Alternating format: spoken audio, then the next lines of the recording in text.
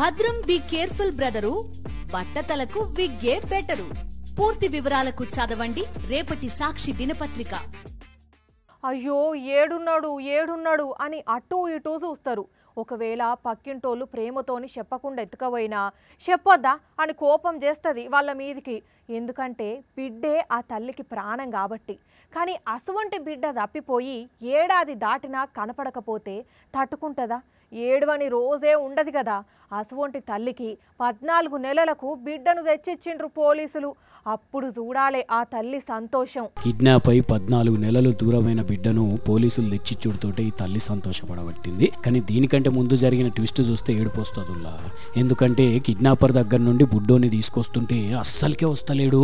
14 నెలలు అలవాటు పడ్డాడు కదా, అందుకే రాకుండా ఏడుస్తూనే ఉన్నాడు. ఇట్లా బుడ్డోడు ఏడుస్తుంటే ఆ కిడ్నాపర్ కు కూడా మస్తు దుఃఖం వచ్చింది. ఇదంతా చూస్తుంటే మనకు కూడా మనసు కరిగిపోయినట్టు అవుతున్నదిలే.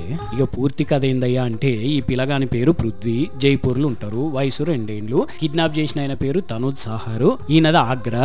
అంతకుముందు యూపీలో హెడ్ కానిస్టేబుల్ అట, కానీ సస్పెండ్ అయిందట.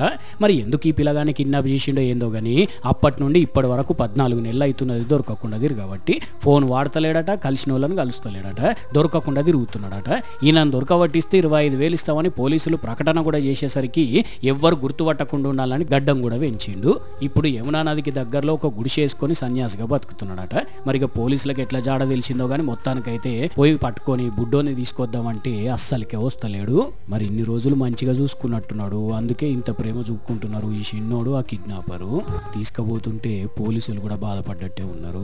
కానీ వాళ్ళ అమ్మ నాయనకు అప్ప చెప్పాలి కాబట్టి తప్పలేదు. మరి కిడ్నాపర్ బుడ్డోని మీద ఇంత ప్రేమ చూపుతున్నాడు, చిన్నోడు కూడా ఇంత అలవాటు పడ్డాడు కాబట్టి అప్పుడప్పుడన్నా కలిసే ఛాన్స్ ఉంటే ఇద్దరు మస్తు సంతోషపడతారు కావచ్చు. కానీ ఒక పిల్లగాన్ని కిడ్నాప్ చేసి మరి చదువుకుంటా ఇంత ఎమోషనల్ గా కనెక్ట్ అయినరంటే మామూలు ముచ్చట కాదు. పోండ్రి, భలే విచిత్రంగా ఉన్నదిలే వార్త.